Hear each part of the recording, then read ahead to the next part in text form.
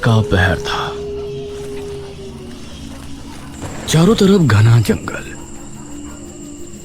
एक लड़की डरी सहमी सी अंधेरे के बीच खड़ी थी। ये मैं कहाँ आ गई?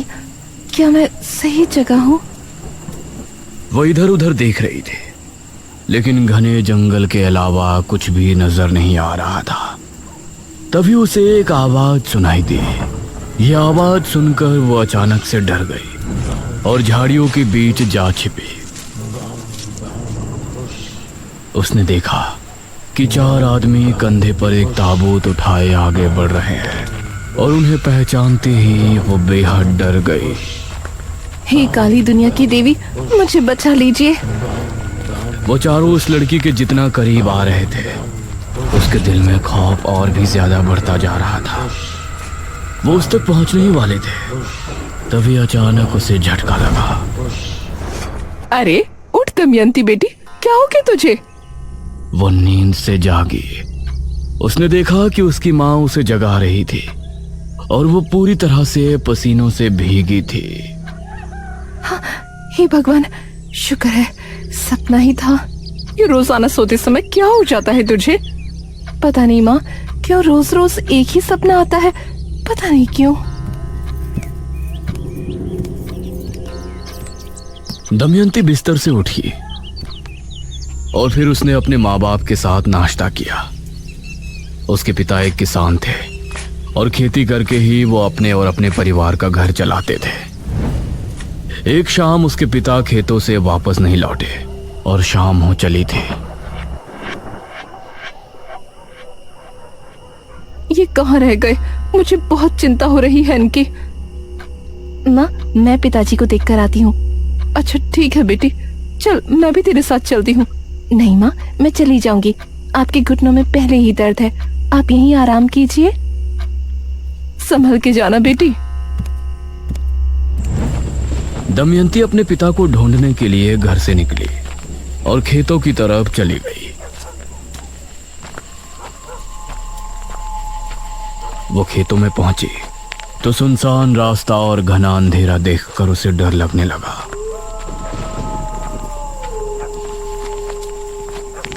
हे भगवान, रात में तो ये इलाका कितना डरावना लग रहा है। वो तेज तेज कदमों के साथ आगे बढ़ रही थी। तभी दमयंती, उसे एक आवाज सुनाई दी। कौन कौन है? दमयंती, मेरे पास चली आओ, तुम अभी इस दुनिया के योग्य नहीं हो। ये आवाज सुनकर दमयंती बेहद डर गई। हे भगवान, मुझे ये आवाज बार बार क्यों सुनाई देती है? तभी उसे कुछ ही दूरी पर एक बड़े से पेड़ के नीचे एक आकृति दिखाई दी। कौन है? चली आओ दमयंती, तुम इस दुनिया के योग्य नहीं हो। ये देखकर उसके माथे पर पसीने आ गए और वो डर कर वापस से घर की तरफ भागी। लेकिन उसके कानों में बार बार वही आवाज आ रही थी। चली आओ दमयंती, तुम इस दुनिया के योग्य नहीं हो। दमयंती, मेरे पास चली आओ, तुम अभी इस दुनिया के योग्य नहीं हो। और लंबी लंबी सांसें लेने लगी।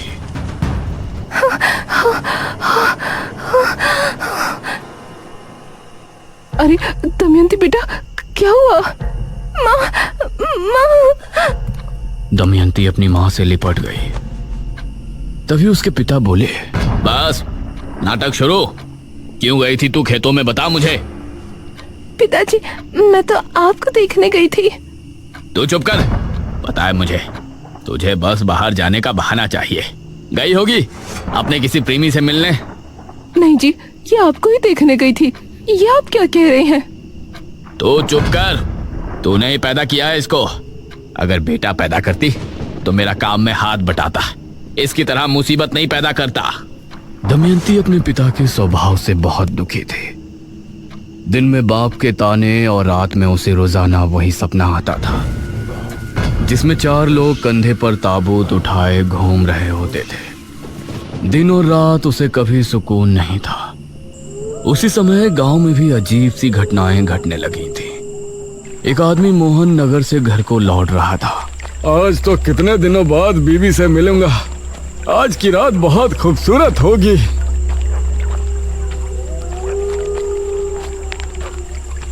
नौजवान, जरा इधर देखो।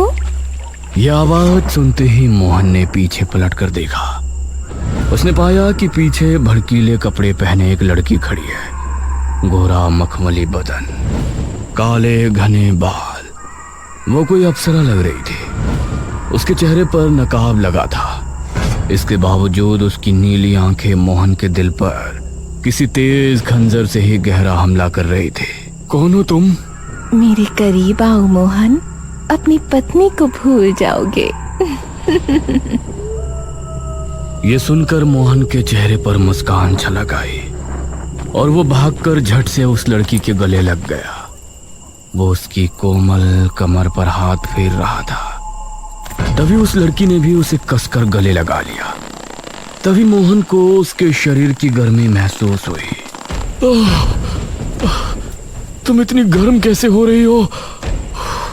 यह कहते हुए वो उससे अलग हुआ तो अब उस लड़की की आंखें लाल चमक रही थी। ये देखकर मोहन का दिल दहल उठा और उसकी चीख जंगल में गूंज कर रह गई।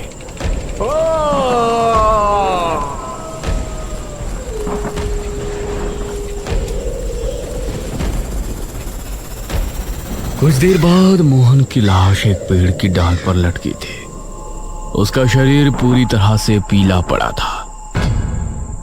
गांव के लोग इन घटनाओं से परेशान थे और दमयंती के साथ अभी भी उसके पिता की तरफ से बुरा व्यवहार चल रहा था। इसी तरह उसकी उम्र 25 साल हो गई थी और अब उसकी मां को उसके विवाह की चिंता होने लगी थी। हमारी दमयंती विवाह के योग्य हो गई है जी। हमें लड़का देखना शुरू कर देना चाहिए। क्या मतलब है तेरा? लड़का देखना शुरू कर देना चाहिए? क्या तेरे पास दान दहेज है उसे देने के लिए? अरे हमारा जो कुछ भी है उसी का तो है। कौन सा अपना बेटा है जो आपको संपत्ति उसके नाम करनी है? मैंने सोच लिया है, मैं उसका विवाह जमींदार से करवा दूंगा। ये आप क्या कह रहे हैं? जमींदार तो आपकी उम्र का है। आप हमारी पुत्री का विवाह उससे कैसे करवा सकते हैं? ये सब दमयंती अपने कमरे से सुन रही थी और मन ही मन वो अपने आप को कोस रही थी। मैंने उससे बात कर ली है, वो विवाह भी करेगा और हमें 50,000 स्वर्ण मुद्राएं भी देगा। क्या आपने अपनी पुत्री का सौदा कर लिया? 5,000 मुद्राओं के लिए आप उसको बेच देंगे? ये सुनकर दमयंती के पैरों तले जमीन निकल गई और वो उसी रात को अपने माता पिता के सोने के बाद घर से भाग निकली। कहते हैं इंसान का सबसे बड़ा दुश्मन उसका अकेलापन होता है, जो अब उसके साथ था। जिन अंधेरों से उसे डर लगता था अब वो उसका सामना कर रही थी।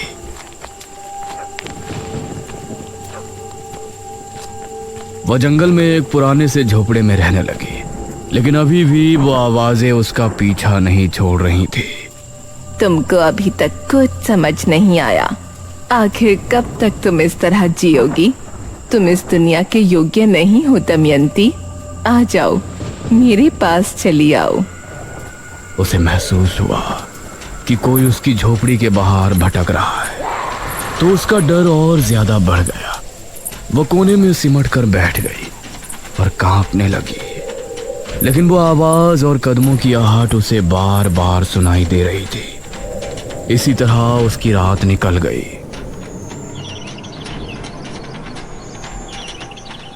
मैं यहाँ नहीं रह सकती।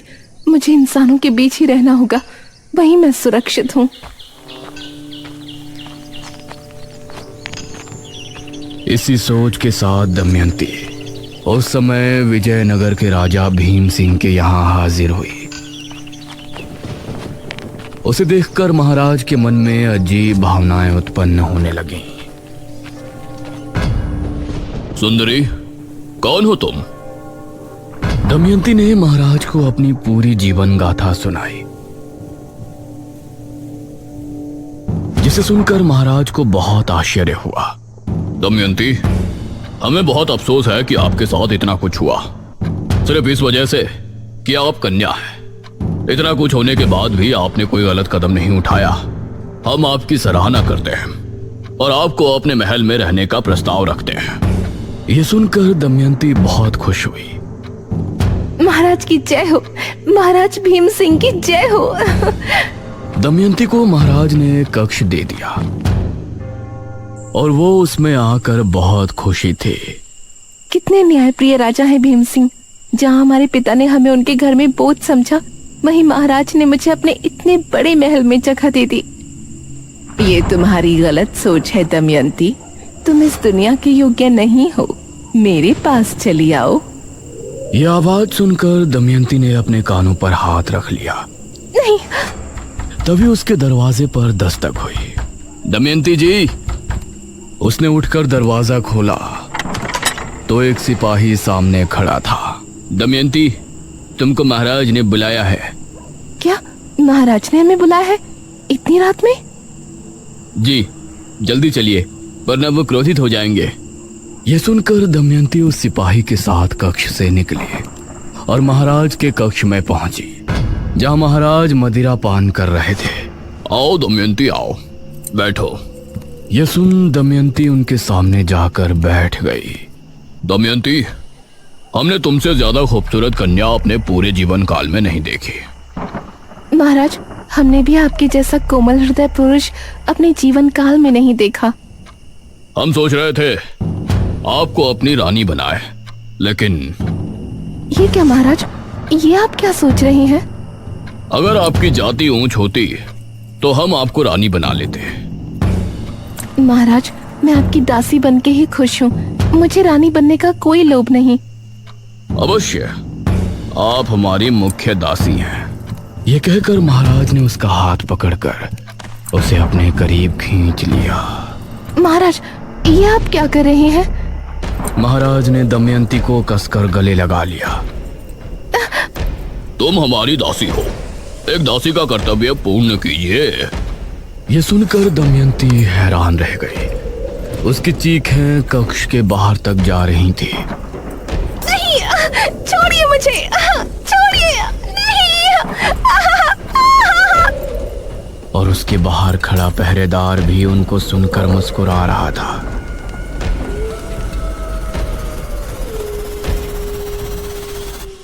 आधी रात के समय महाराज को नींद आ गई, लेकिन दमयंती वहीं पड़ी रो रही थी।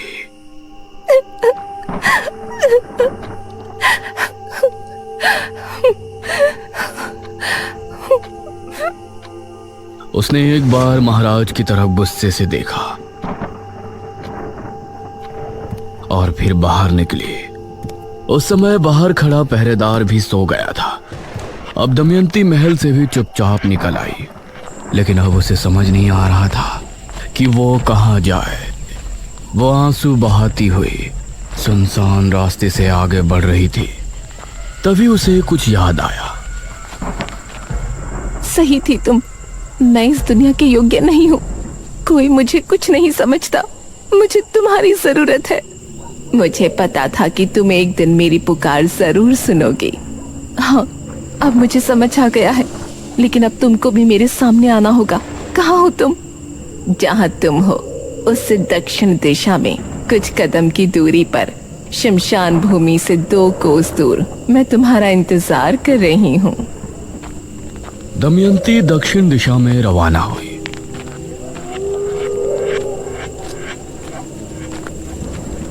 और कुछ कदम चलने के बाद वो शमशान भूमि पहुंची। उसके बाद 2 कोस चलने के बाद वो एक जगह पहुंची जहां उसने देखा एक स्त्री कुंड के सामने बैठी है। आओ दमयंती।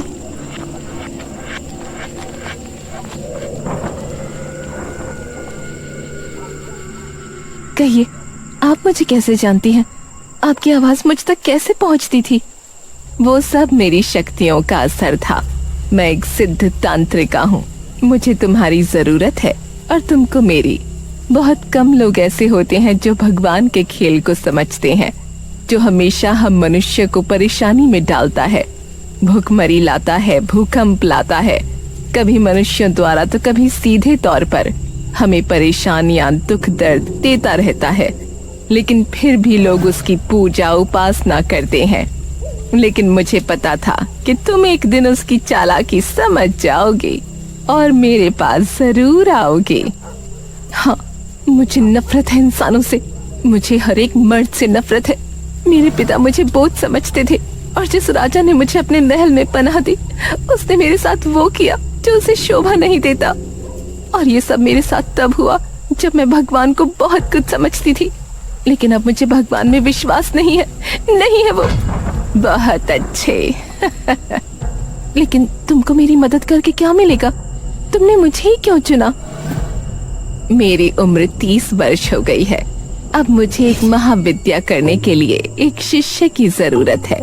अगर तुम मेरी शिष्य बनकर मेरी बताई विद्या की क्रिया संपन्न करने में मेरी मदद करोगे तो तुम्हारे अंदर अपार शक्तियां आ जाएंगी और मेरी शक्तियां दोगुनी हो जाएंगी।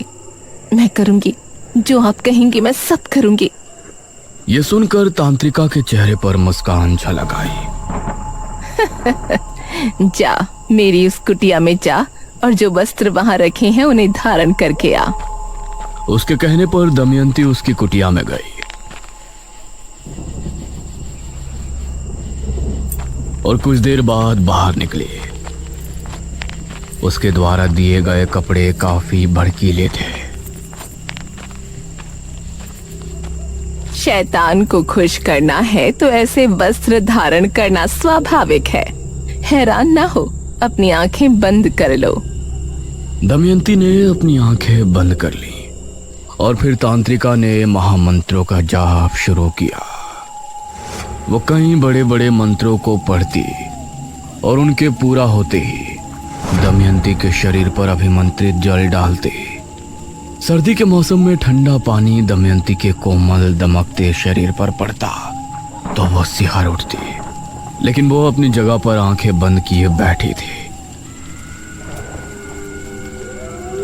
इसी तरह 3 रातों तक उस तांत्रिका ने दमयंती का जल नहान किया और फिर उसने दमयंती को एक बड़ा सा पत्र दिया। इस मंत्र को याद कर लो। मंत्र बड़ा है लेकिन इसको तुम्हें पूरा याद करना है। दमयंती मंत्र को याद करने में लग गई।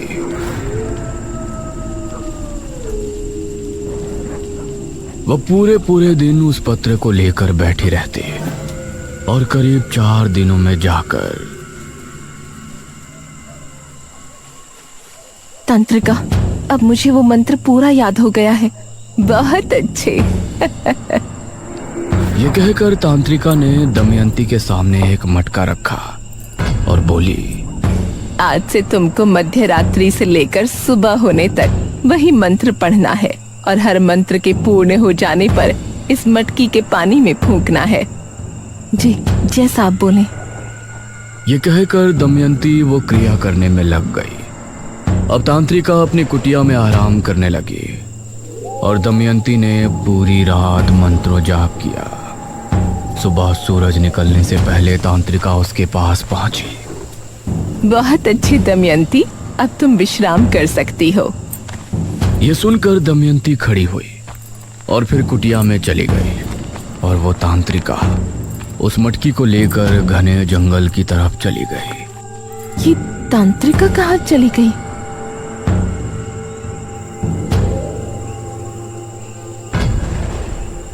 अब दमयंती इसी तरह से रोजाना मंत्रों को जाप करके मटके में फूंकती और फिर तांत्रिका उसे उठाकर जंगल की तरफ चली जाती। और ये देखकर न जाने क्यों दमयंती के दिल में सवाल उठ रहे थे। ये तांत्रिका आखिर रोजाना जाती कहाँ है? एक दिन दमयंती चुपचाप तांत्रिका के पीछे चली गई।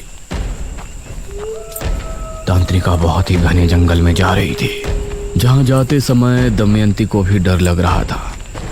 उसने देखा कि तांत्रिका एक बड़ी सी मूर्ति के सामने जाकर रुकी और उसने अपना नकाब हटाया तो पता चला उसका आधा चेहरा झलसा हुआ था। ये देखकर दमयंती चौंक पड़ी। शैतानों की देवी, क्रिया पूरी होने वाली है, अपना आशीर्वाद दीजिए। उसके इतना कहते ही उस मूर्ति से एक दिव्य रोशनी निकली और फिर वो उस मटके के अंदर चली गई। धन्य हो शैतानों की देवी। ये कहकर वो झाड़ियों में चली गई। ये कहाँ गई? तभी झाड़ियों में हलचल हुई। तांत्रिका वहां से एक लड़के को निकाल कर लाई। पैर रस्सी से बंधे थे। तभी तांत्रिका की आंख लाल होकर चमकने लगी और उसने उस लड़के पर हमला बोल दिया। तांत्रिका ने उस लड़के के साथ वो किया जो दमयंती के लिए देखना बहुत ही भयानक था और कुछ ही देर में वो लड़का मृत हो गया। उसका शरीर नीला पड़ गया। ये तो एक डायनी है, तांत्रिका नहीं। क्रिया पूर्ण होते ही मैं इस मटकी का भी मंत्रित जल पी लूंगी और तभी मैं कर्ण पिशाचिनी की शक्तियां भी हासिल कर लूंगी। उसके बाद अपने इस झुलसे शरीर को छोड़कर मेरी आत्मा दमयंती के शरीर में वास कर लेगी।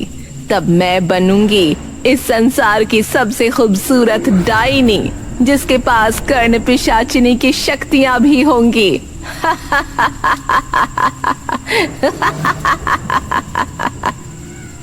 ये सुनकर दमयंती के पैरों तले जमीन निकल गई। वो वहां से भागी और चुपचाप आकर अपनी जगह पर लेट गई। अब मैं क्या करूं? ये सिर्फ मेरा इस्तेमाल कर रही है। ये मुझसे क्रिया करवा रही है जिससे ये किसी कर्ण पिशाचिनी की शक्तियां हासिल कर लेगी और मेरे शरीर में वास कर लेगी। इसका मतलब मैं मर जाऊंगी।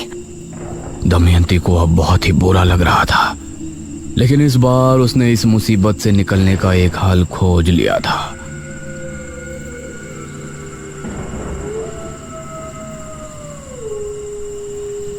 वो अगली रात भी क्रिया करने के लिए पहुंची। आज की क्रिया पूर्ण होते ही तुम्हारे अंदर अपार शक्तियां आ जाएंगी और मुझे हासिल होंगी कर्ण पिशाचिनी की शक्तियां।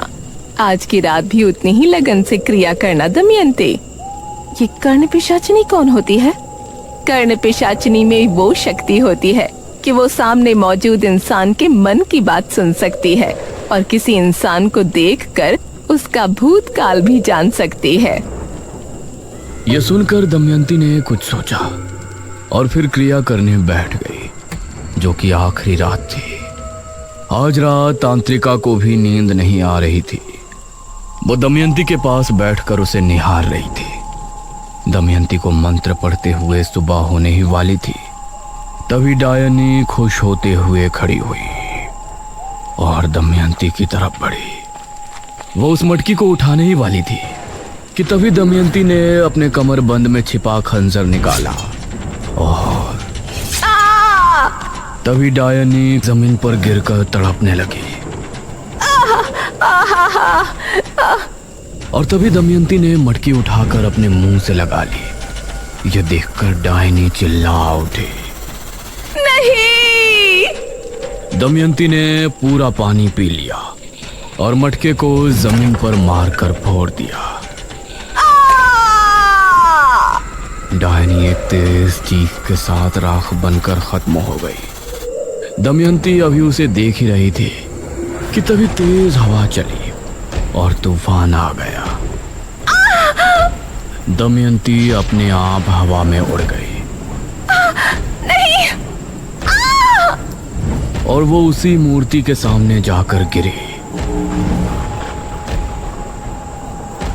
दमयंती, तुमने डायनी को उसकी क्रिया के समय मार डाला, इसीलिए अब डायनी की सारी शक्तियां तुम्हारे शरीर में आ चुकी हैं।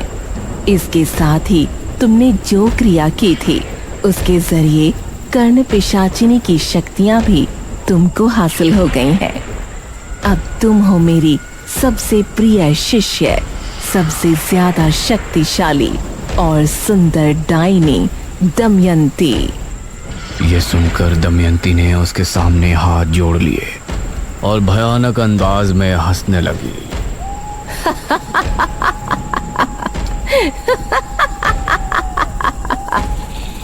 दमयंती के साथ आगे क्या होगा और उसका निशिर मोलो के साथ क्या संबंध है, ये जानने के लिए बने रहिए ताबूत के अगले भाग में भी।